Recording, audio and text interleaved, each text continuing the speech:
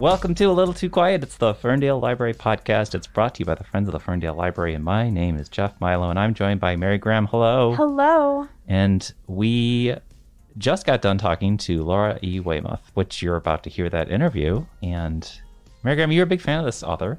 I am, yes. I've been a big fan since her debut novel, The Light Between Worlds. Which we talk about. Which we do talk about. But this is primarily a book to discuss her latest novel, A Consuming Fire, which is her fourth book. So she has many books. You're going to be so excited, dear listener. After you listen to this podcast, you're going to be like, oh my gosh. Yes. I need to read her stuff. Luckily, 4 whole books, because by the time this episode airs, her fourth book will have been released. It will be available to you. It will be here at the Ferndale Area District Library. Tell listeners about A Consuming Fire. This is sort of an alternate history set in a land known as Weatherell. Yes. If I'm saying that correctly. Yeah, so... Didn't listen to the audiobook. This is a young adult novel set in this sort of alternate Britain known as Albion, and it's a bit of an alternate history. What if the Roman occupation lasted longer than it did in our history? And then what if once the Romans left, the borders just kind of closed? Right. And so Christianity as we know it left with the Romans and never came back, through the Christianization from Ireland or back up from Rome. And so this sort of other religion develops. There is this fiery god who lives on top of the highest mountain in Albion, and every 18 years a girl from this village, Weatherell, is sent up to the mountain to sacrifice something to him. Not her life. Usually it's usually like a piece of herself, like her tongue or her hands. Right. And she comes back. And this is an agreement. It is accepted. Right.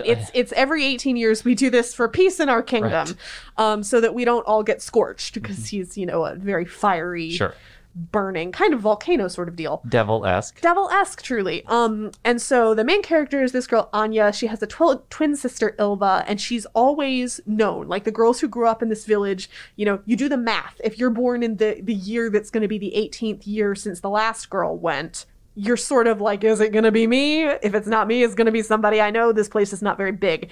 And so Anya has sort of always known that Ilva is going to be the one that goes. And Ilva totally takes it on. She's like, I'm going. I'm gonna pay the price. We're gonna be good for another 18 years. Well, Ilva goes, but then she comes back and dies. Right. And people, these girls are not supposed to die. They are supposed to continue to live, missing a part of themselves. This is the agreement. And so Anya takes care of her sister's body, dresses it for burial. There's a tradition where it's broken down to the bones. She makes a knife out of one of her sister's leg bones.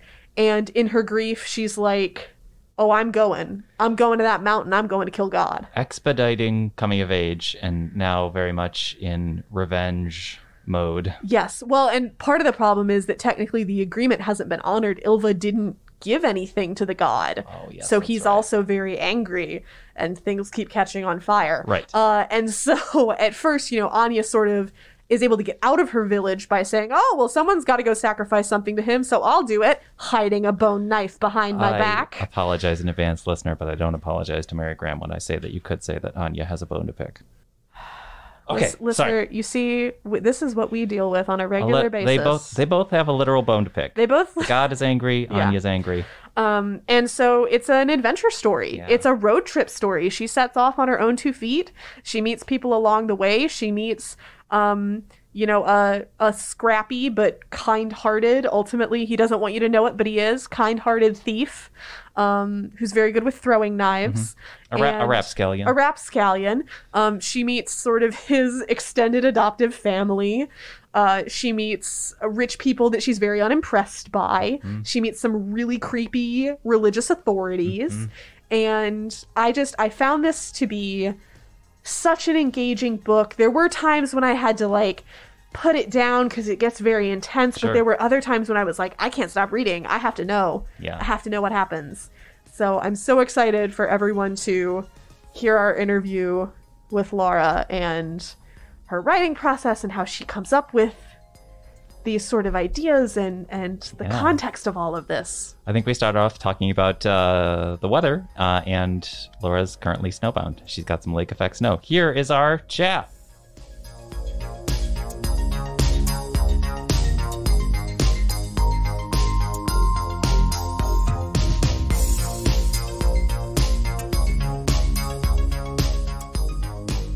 Thanks for joining us. How are you?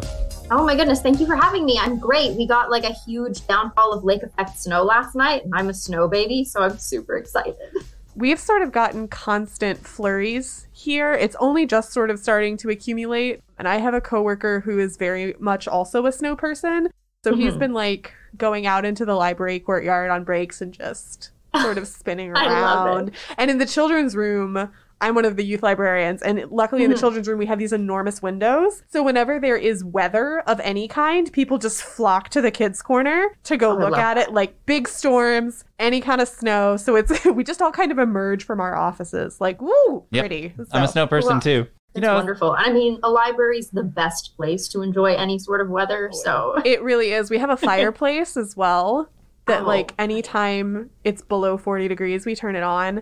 And there's a direct line of sight from the youth desk to the fireplace in the next room. And we updated our furniture at one point last year, and they put these big wing-back chairs in front of the fire, and it blocked our view. And I mentioned it offhand to our director, and she was like, "Oh, we're moving those. No, you need to be able to see the fireplace." Absolutely. Oh, there you go. It was great. Yeah, I was going to awkwardly ask whether or not the weather or just the elements in general influence you as a writer. I mean, even this book in and of itself, we're climbing up mountains. We are outside. Everything's on fire. Everything's on fire. It's elemental. Do the elements and the weather influence you as a writer? They definitely do. I really love describing things. That's like my sweet spot as a writer. Like, I don't care what it is. Is it the inside of a building? Is it outside? Is it something gross and creepy? Is it something beautiful and lovely? I want to describe it in detail. So definitely the weather does impact what I'm writing. And in advance of a story, I decide which season I want to set it in to kind of reflect the overall mood and to figure out like the practicalities of, are they going to travel? Because I don't really want them to be doing it in the middle of winter unless the book's going to be like overall miserable. So that's one thing that I definitely take into consideration beforehand. And as far as just like weather too, actual geography had a really huge impact on a consuming fire, because I live in upstate New York and I'm really used to the terrain of North America. Like, I grew up in Canada. We went on a road trip once where we drove for 22 hours, and we were in the province of Ontario at the beginning, and we were in the province of Ontario at the end. So, like, I'm used to everything being huge. Right. And so a consuming fire is set in the UK, which is not huge. But, like, in my mind, it takes a super long time to get places. So I had a timeline initially of how I thought that the story of a consuming fire was going to go. And then I had to reduce it by like a factor of 5, realizing that it would not take nearly that long to get where she was going. And I was thinking too about, like, I have lived near the Rockies before or something. Okay, so this mountain, it's going to take like 4 or 5 days to climb it. Well, Ben Nevis in the book is inspired by Ben Nevis, which is the highest peak in the UK in the real world. And it's like a 7-hour round trip to get to the top and back down. So I had to alter a lot of stuff based on the real world geography. But did you kind of put yourself into the mindset, having been someone who has been exposed to several mountains before, looking up at one, saying, what if an evil god lived up there? Yes, absolutely. And I knew that I wanted it to be like the highest peak in the UK as well. And then as soon as I found out it's called Ben Nevis, I was like, oh, obviously I'm going to switch that to Bane Nevis, so it sounds creepy and evil. But definitely. And the book does connect a little bit to C.S. Lewis's book, Until We Have Faces, and there's a god of the mountain in that story as well. So I riff on C.S. Lewis kind of more than most people, I guess. Which you have before. Yes. Yes, all listeners should go read The Light Between Worlds immediately, especially if you've ever thought to yourself, gee, wouldn't it kind of mess you up if you fell back out of a wardrobe after growing into an adult woman and then you were 7 again? Right. And it's the perfect time of year to read it too. That's winter is such a good season for all of your books. I think that's when I read all of your books, but yeah. I'm so glad that you brought up the geography and the fact that like everything is very based in real UK, like, which was very fun for me to read because like they're in Sarum and I'm like, oh, that's Salisbury Cathedral, like that's what that is. Because Jeff and I have been talking a lot about how much we enjoyed this sort of alternate history side of it. Like when I've been describing this book to people, I'm like, okay, so what if after the Romans left, they sealed the borders? Like the what ifs of it all have been a lot of what I enjoyed about the book and what's made people sort of sit up and go, oh, about the book. Like, tell me more. Yeah. So is that where it came from? Was it like a what if for you when you thought of this book? So I have a background in medieval and Renaissance studies, and I did not finish my degree, but it's come in super handy as an author of historical fantasy because I draw on it a lot. And in this book particularly, this is the one where I've drawn on it the most heavily. And I actually started out wanting to write this one in like a very vague dystopian future. And my team was like, we don't want to do a dystopia because, you know, nobody's into that. It's been done to death. And I was like, well, you'll barely recognize it. And they were like, well, can you find a way to take that energy and put it in a historical fantasy? And that's where the what ifs came in, because I was like, okay, well, how can I make a historical alternate version of England feel dystopian? And I was like, okay, the Roman occupation was a big deal and it fundamentally altered the countryside and the culture. And then I thought, well, what if that went on a lot longer? So it had even more of an impact. And then what if after that they became really insular and just shut down? I was like, that would definitely give you that kind of isolated, slightly decaying dystopian feel. So that's where all of that came from. I love that so much, especially because I was in like high school during the peak of the dystopia boom, and I never really got into it. And that was partially because I thought about it a lot, and I realized I was a huge historical fiction reader, and I still am. And the past is kind of dystopic enough. I was like, I don't really want to read the sort of like future. I want to read like, I don't know, The Great Fire of London or something like that. So this is how it actually was. This is how it actually was. Well, and my preferred flavor of dystopia has always been one where they don't have the advanced technology. Like we've regressed and the technology is not available, which is weird because I love sci-fi and Star Trek, but it's not something that I enjoy as much in like a more fantasy setting. Well, and I always like the backward, like we've gone backwards. And that is so key to this book, I think, because like the reveals in that, like you go in thinking, I don't know how much we want to spoil. Not too much. But not too much because the book's just come out. It's not even out yet. We want people to read it. But the reveals in this book that come that like are a product of the isolation, and like there's no way that Anya would know these things. Those are the points where like I had to do a lap. I had to like put the book down and be like, oh my God, this was true all along, but I didn't know it, and neither did she. And it was just this was one of the most kind of dynamic reading experiences I've had in a while, because there was part of me that like really didn't want to put the book down, but also it's so intense that there were points where I was like, I need to take a breather. This is a lot. But then you'd get a reveal and I'd be like, nope, we're going to the end. I have to know. Yeah. Well, it's incredibly well paced. I'm so glad, because I really enjoyed putting this book together, and I like to layer things. Like I'm a bit obsessive when it comes to like subtext and making sure that things come full circle, and you get like that satisfying aspect of the book that really what I think of as is rewarding rereading. Like I want you to be able to read the book the first time, realize all these things, and then if you go back the next time, you'll see all the instances where it was seeded in and you didn't notice it the first time around. I love that because I'm a big rereader. All of my favorites I go back to again and again. So as a writer, I always like to put in things that will reward people who do that, so that it's not a book that you just want to read one time. You want to come back to it and see, okay, well, where did this tie in before? So I really enjoy layering things like that into the stories. I have so many questions. So what was key to getting into the mindset of Anya? Anya was very easy to get into the mindset of, because it is basically, I mean, you can read it as a very straightforward girl sets out on a revenge quest to kill a god, but I mean, there's a significant portion of the readership who are going to realize that this is a book about religious deconstruction. And so that's something that I've dealt with in my own life. I was raised in strict evangelical churches. And obviously you come to a point where you realize, well, there are certain aspects of this belief system that are really destructive and that are very damaging to large swaths of humanity, and basically view them as expendable and as sometimes fundamentally wrong for who they are.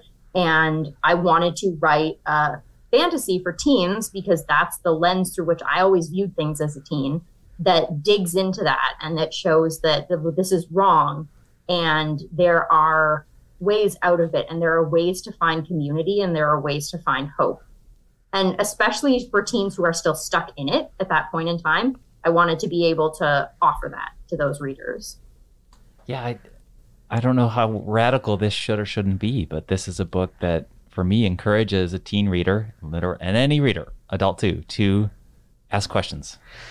Yeah. Just ask questions. And I mean, question the authority.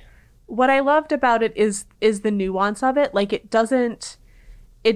something that sometimes frustrates me is when folks who quite understandably are going through their deconstruction experience, you know, can tip into kind of all religion bad, or like all organized religion sort of deal.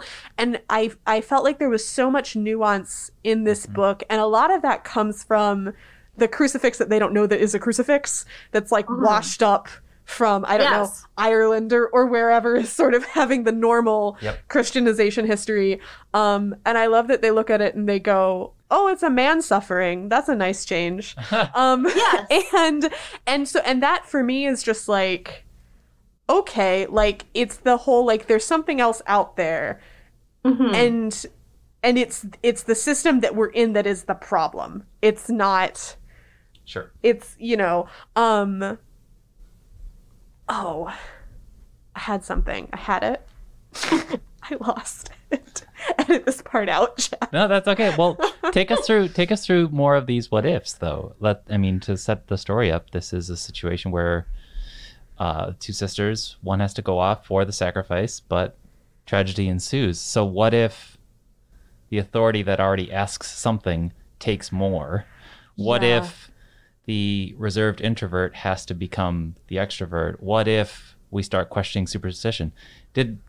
Was it like a cavalcade of what ifs for you, Laura? It was, and it started with a really specific, really small what if, which is that there's a dog in the book. There's this dog called Midge, and she's this fuzzy, happy-go-lucky herding dog, essentially. And I have a Shetland sheepdog named Fred.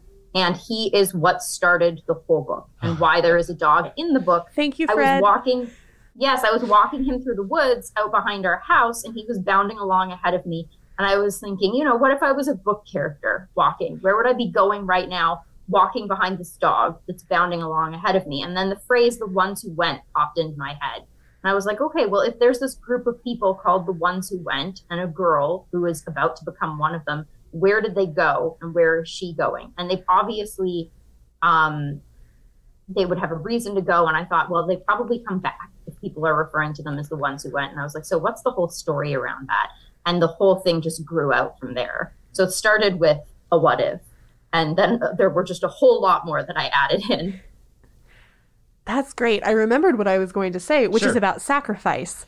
And that I think you do such a fantastic job, both if, you know, you're reading this just sort of on one level for plot, but also if you're also reading it about religious deconstruction, because sacrifice, particularly in women, is so valorized. And I mean, this is something that I even, like, I'm a practicing Christian myself, and that's something that I even struggle with because it just feels different. Even when I'm like, okay, like, sacrifice conceptually, you see it in some ways. You think about that washed up crucifix, and again, it's like, oh, again, it's nice that it's a man doing all the sacrificing. But in your own life, you're like, well, you're already expected to sacrifice so much by like patriarchy anyway. So how do you deal with that in your own religious life? And I loved like how sort of in your face you make it. I mean, these women are coming back without hands or tongues or eyes or the ability to have children. Like the demands are very obvious. And in some ways, I think it's like makes it worse than if they just like all went up to the mountain every 18 years and you knew you were never going to see them again. So I really liked that sort of like difference from what I normally see in stories like this, like something like Uprooted, which is another book I really love, where, you know, well, I guess those girls do come back, but they're so refined and they don't really fit in. But it is sort of like you never really expect to see them right the same way again. So I wanted there to be like a really physical and visceral manifestation of what these women had done and what the system that they live within had taken from them. Because so often we don't see it and it gets brushed under the carpet, and it's baked into our culture. It's not just a religious thing. Like, I'm a mother, and a huge part of like mom culture is, okay, well, you're going to do it all and you're never going to complain, and you're going to give your kids the best possible life. And you are not allowed to require things for yourself within that. And you just give like piece after piece after piece after piece. And you're viewed as a bad mother if you don't do that. So the concept of female sacrifice is just like built into our culture. It's not even just a religious thing, although many religions do feed off of that as well. So I wanted to make it like really just in your face in the book and like impossible to avoid confronting. And there's actually an old, somewhat less popular fairy tale called The Handless Maiden. And it's about this woman who is a mother who ends up losing her hands, and just terrible things happen to her throughout the course of the story. So I wanted to basically have an avatar for her within the book, which is Anya's mother, who lost her hands to the god of the mountain. I also think about how the wear and tear might be internalized, or the trauma might be here, and you're seeing this wear and tear literally with missing limbs. Mm-hmm. Yeah. In terms of what religion might do to people. Right. So. Right. I also want to talk about the anger in the book. The rage. Yay. And also the bone knife. And bone. Yes. So the bone knife. So the story, I have to admit, as I was reading this book, I would occasionally, I'm in the youth services office. I occasionally do a lap back to the circulation and reference office and pass one of my friends who works in circulation. I'd stop at her desk and I'd be like, she's got a bone knife. It's made from her sister's femur, and she's off to kill God. And my friend was like, oh my God, I can't wait until this book comes out. So, for regular listeners of the pod, it's Roddy. Yeah. Roddy's the one that I was like, oh my God. And so eventually she was like, you should just start this discussion with Laura and just like log on to the Zoom chanting bone knife, bone knife, bone knife. So tell us about rage and getting that into this book. What was the key to that? So again, in the religious environment that I grew up in, I just constantly talk about religion in relation to this book.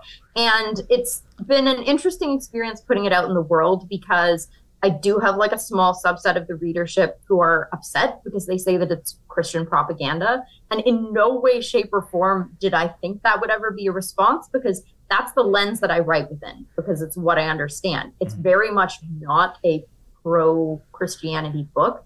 And it essentially, the shape of the story I intended to be such that you could view it as any organized religion, and as what happens within any organized religion when destructive things like the exploitation of people, misogyny, rampant nationalism take over fundamental human virtues like love, peace, justice as the core of that belief system.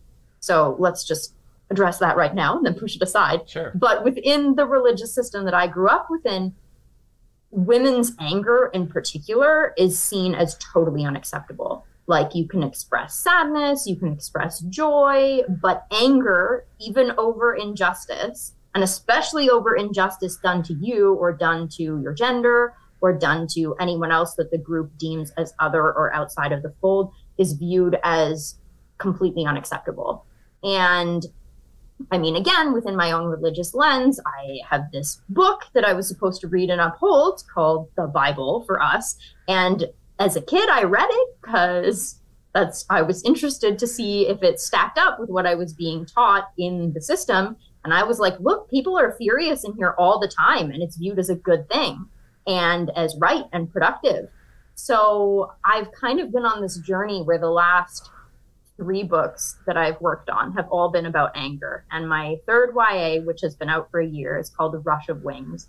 And I've referred to it elsewhere as being essentially a hymn to anger, because the main character just completely embodies anger as an emotion. And then in this book, A Consuming Fire, I wanted to talk about that very specific form of anger directed towards having grown up in a system that you initially believed in and then realized was fundamentally unjust.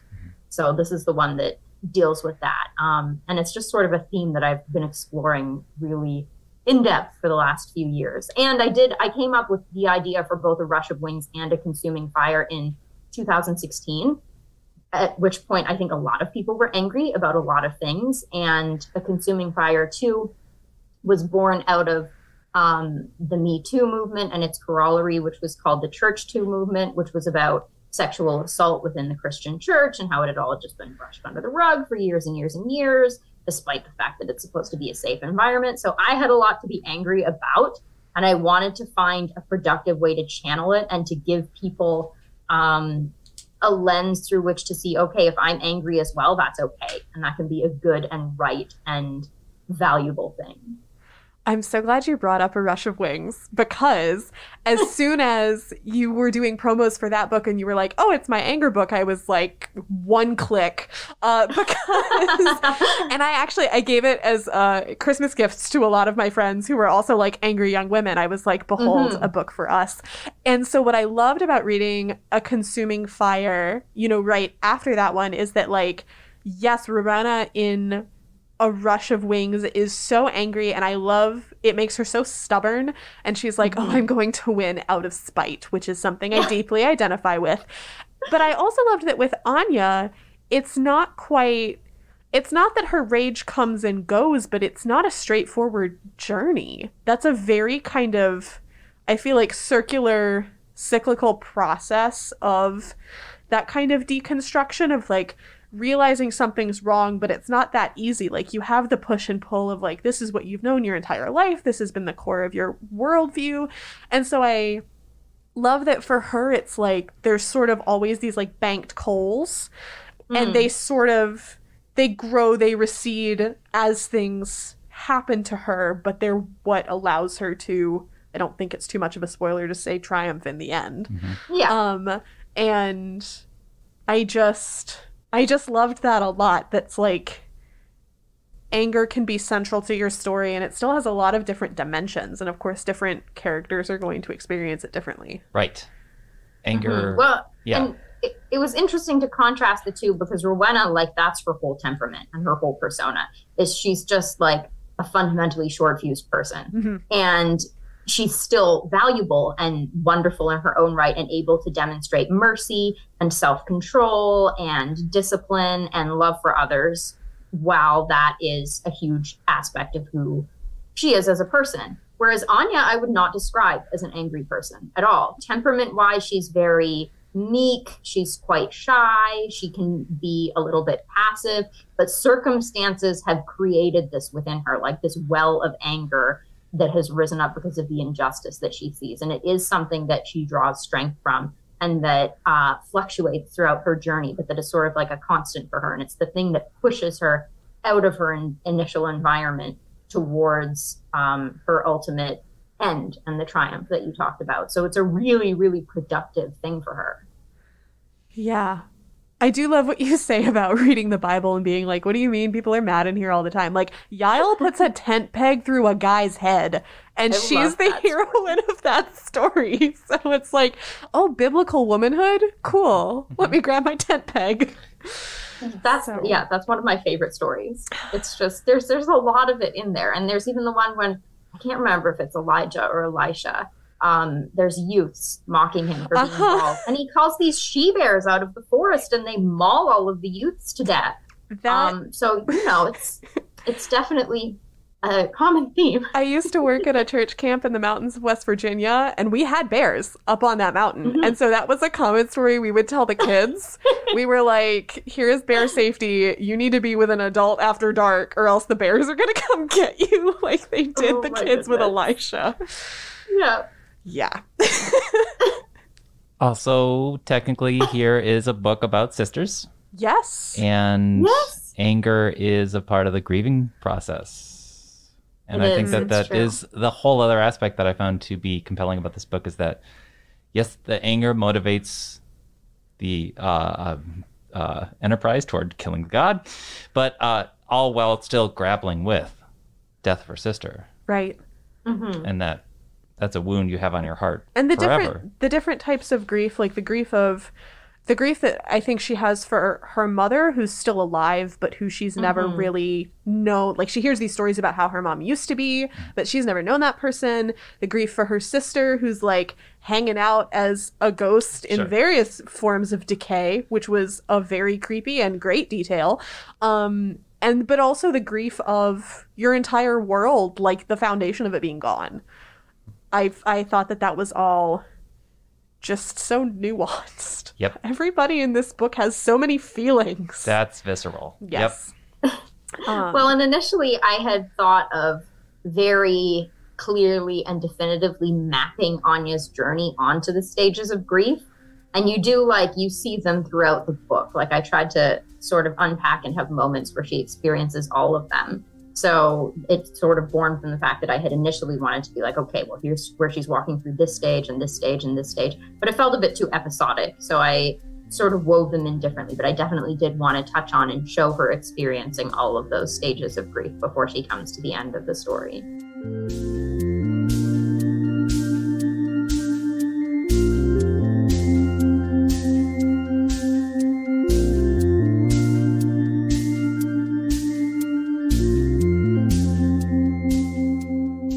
To talk about Tyrion. Love Tyrion. I love Tyrion so much. So when I was also first telling my friend Roddy, who works in circulation, about this book, I was like, oh, she's got a bone knife and she's off to kill a god. And Roddy was like, she's not going to fall in love with the god, is she? And I was like, I don't think so. This seems right, because like I have not really read, but I've heard the premise of a number of YA books that sort of end up like that. And I'm like, okay, it's not my jam. I hope people have fun with it. But as soon as Tyrion came on the scene, I was like, nope, Roddy, there's an intrepid thief with throwing knives. And she was like, thank God. I'm realizing I have a thing for characters who have knives, because I also really, really love the Queen's Thief books. And there's in the fourth one, there's a scene where Eugenides is telling one of his younger friends, like, oh yeah, like my wife the Queen and I have matched daggers. I gave that to her as a wedding present, so that if like she ever feels the need to assassinate me, at least it's one that I have a matching dagger with. And he's saying it with stars in his eyes. It's very romantic. And his younger friend Sophos is like, what the heck, what the heck. But I realized relationship goals. Literally, everybody go read the Queen's Thief series. There's going to be a central romance, and you're going to be like, how did Megan Wayland Turner convince me of that? But she's that good. So anyway, so I was very excited. So Laura, your thoughts on knives?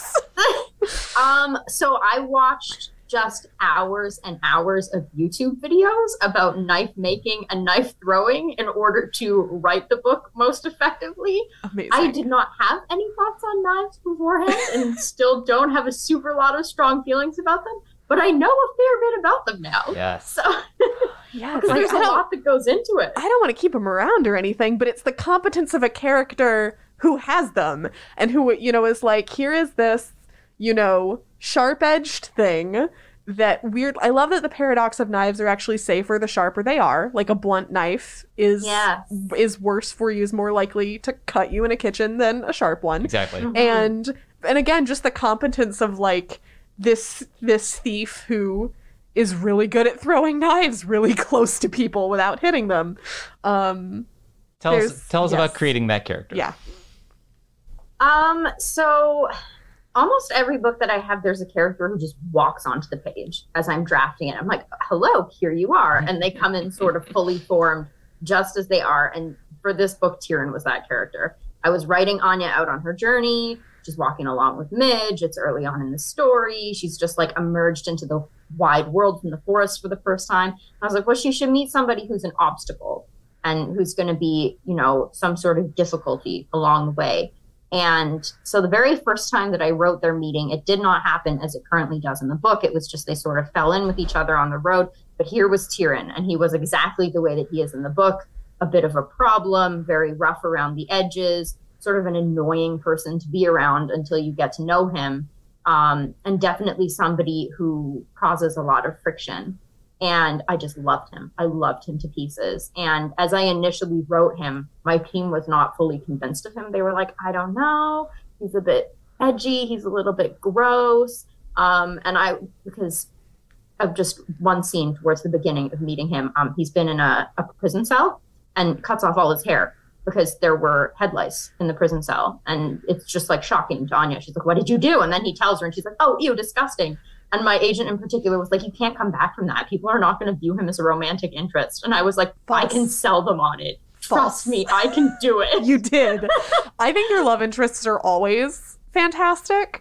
But yeah, real soft spot in my heart for Tyrion, especially because he's kind of a slow burn as a character. Like, early on, you learn that he has the ability to shapeshift, and you're like, oh, that's weird. Okay. And then for most of the book, it's like moving on. And for a long time, I was like, are we ever going to figure out why he can shapeshift? And I'm not even someone who needs everything explained. I'm like, stuff is already weird here in fantasy England. So I don't know, maybe people just, they've already got a god up on a mountain that they're sending people to on a regular basis. Who am I to know? But then when you find out the reason for it, you're like, Jesus, that's so much better / worse than I could have imagined.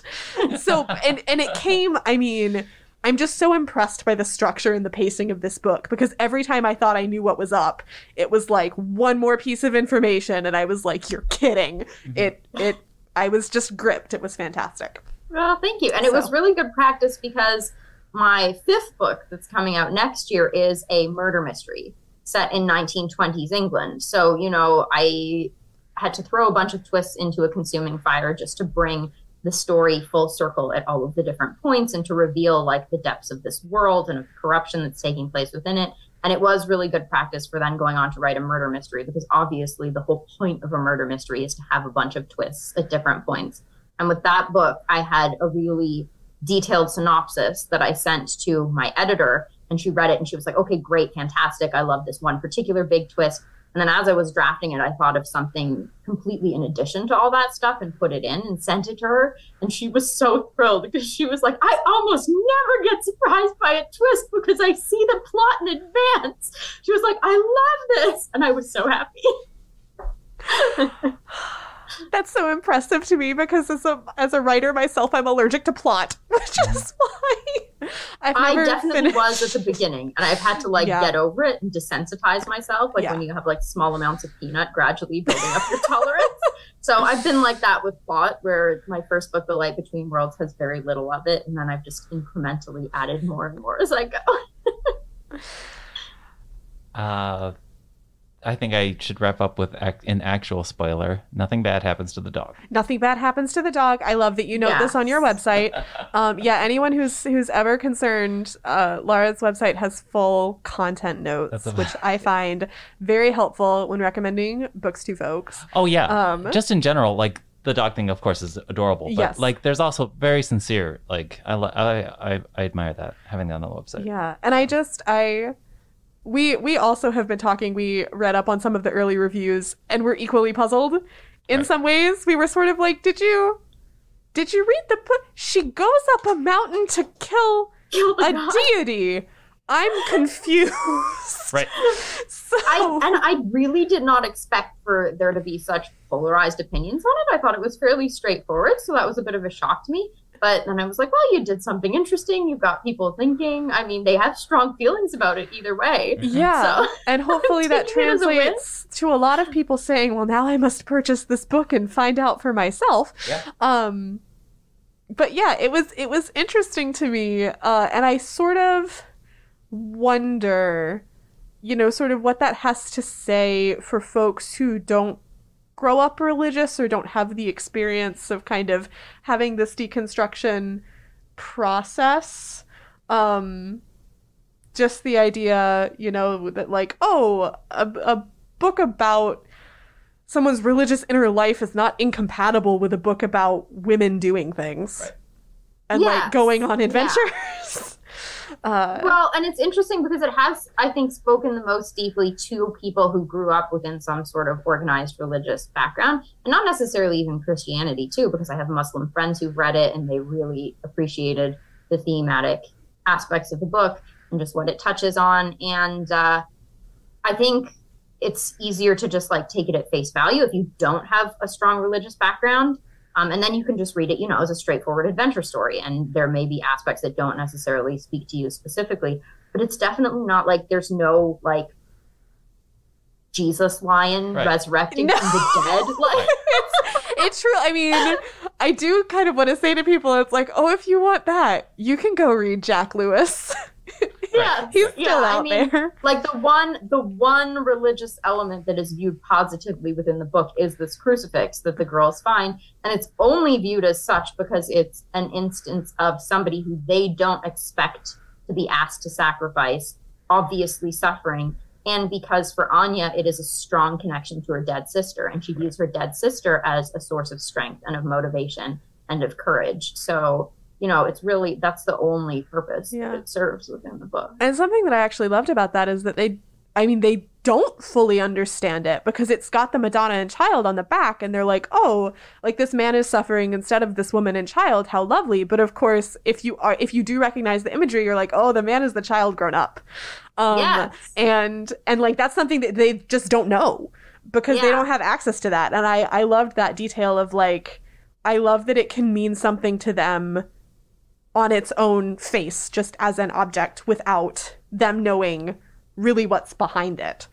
Yeah, which is something that I was very intentional about including in the book, because I do think that many organized religions, although they have a lot of problematic elements, also have a lot that is beautiful and valuable and inspirational and sustaining to offer to people, which if they didn't, we wouldn't have billions of people throughout the world who are devoutly religious.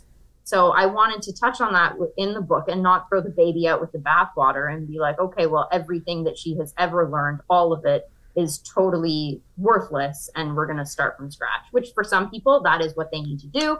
And it's their journey, which is, if that's what you need to do, go for it. But it was not Anya's journey, and it has not been my journey. So I wanted to be able to write compellingly about what my sort of experience with that has been.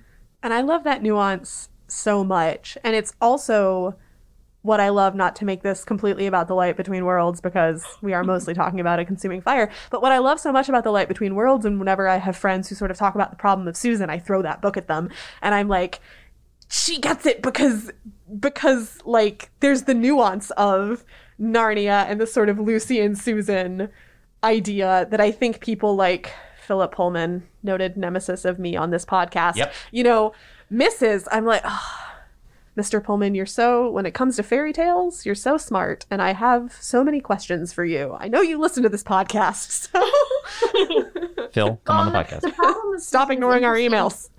It's interesting because, I think children nowadays are really perceptive. Like, I think they're growing more perceptive and like more socially and emotionally aware. Because the problem of Susan is not something that ever troubled me when I read the Narnia books as a child. It was just did not even blip on my radar. And I have a 10 and an 8-year-old now. And last winter, I read the Narnia series to them. And I did not give any commentary, any of my thoughts on the books. I just read them as engagingly as possible, made all the voices, So, and when we got to the last battle and we got to the bit about Susan, they picked it out immediately and they were horrified.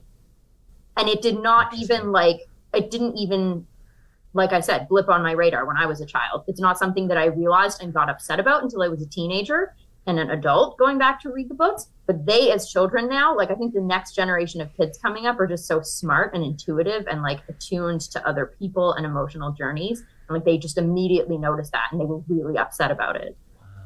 Wow. Yeah. And I remember I didn't have much of a reaction to it beyond like, oh, that's sad. Like, I'm disappointed as a reader because I loved Susan as a child, because bow and arrow, obviously. Yes. I was like, well, I want to be her. She gets archery. But as I've gotten older and done more children's literature like study, I realized that like what C.S. Lewis is doing is giving her his arc, because her whole thing is like, oh, I'm so grown up. I'm too grown up to be a child or believe in childish things, which is part of why he left the church as a young man. And I want to sit there and be like, Jack, the children reading this book don't know your life story. They don't know that that's a self-insert moment. That doesn't make... They don't get it. It doesn't make sense in the narrative, dude. Someday. Yes. And I feel like if he'd had more time, he would have gotten to the point where he like gave her the full arc, but he never did. So it's just hanging there, driving all of us crazy. And do we have to do everything ourselves? Yeah. But I love the sort of, the arc that everyone should go read The Light Between Worlds, because you'll get that sort of satisfaction of like the sort of Susan character of like, well, what happened to her? Mm-hmm. Yeah. Oh. But to bring it back to Consuming Fire, I think there are ways into this book. You can, if you just want a great revenge story, if you want a story about sisters, there's a lot of angles here. It's not just. So hopefully people discover it. And I have had like commentary from readers already at this point where they were like, yeah, I mean, I noticed that there were religious elements, but I just read it as a great adventure story, and it stands perfectly well as that. I was like, good, awesome, because I wanted it to. I wanted it to be accessible to as many people as possible. And again, I say to listeners, bone knife. What more do you need? Mm-hmm. Bone knife. So I did have one more question, which is for folks who, like, obviously everyone listening to this, go out immediately and read all of Laura's books. Sure.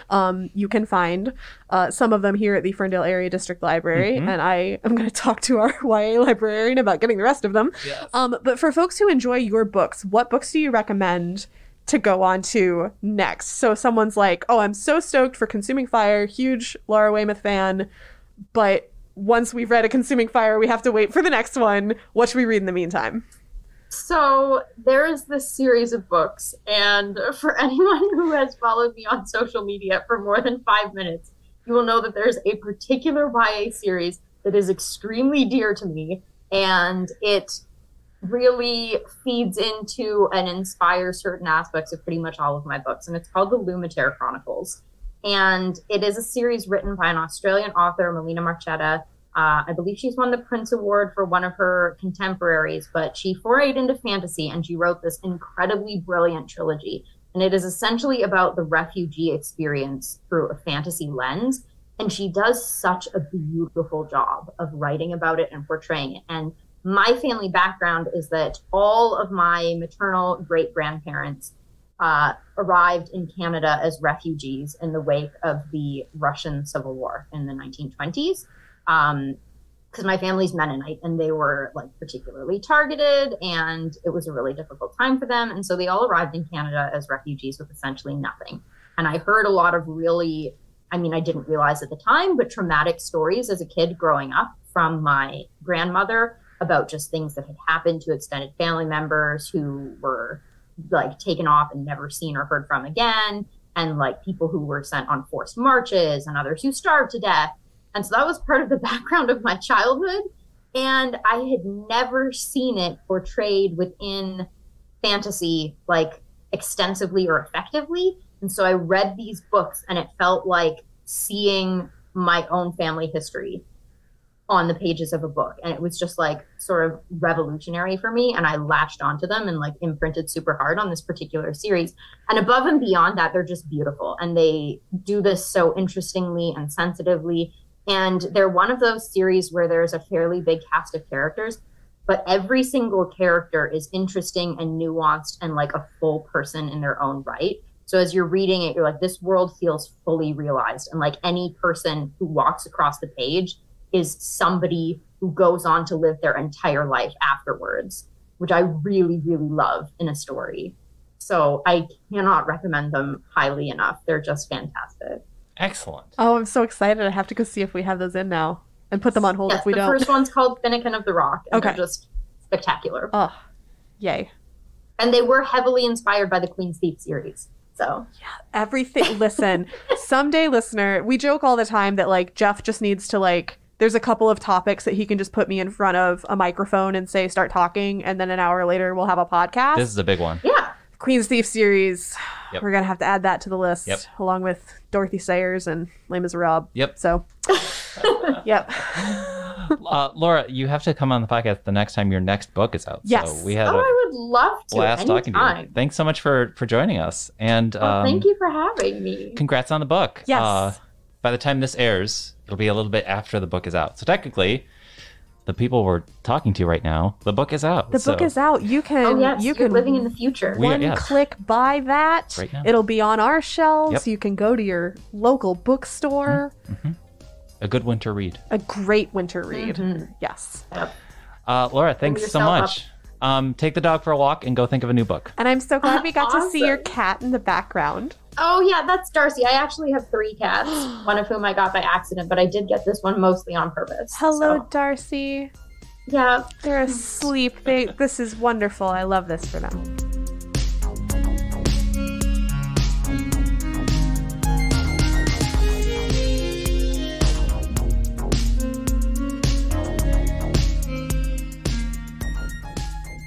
And that was our chat with Laura E. Weymouth. You will have more info to find in our show notes about her other books, including Light Between Worlds. Yes.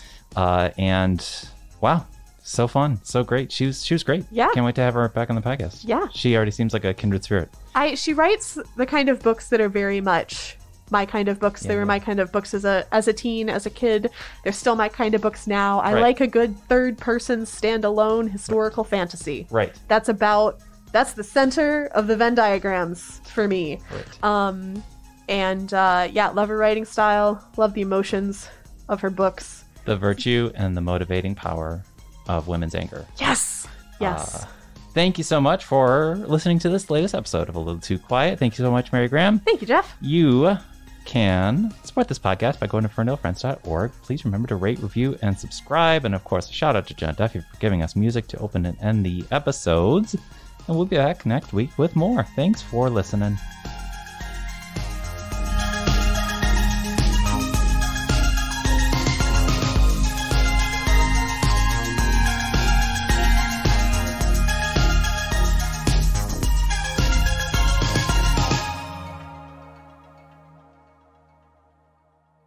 Keep your headphones on, because we have more to do. We do.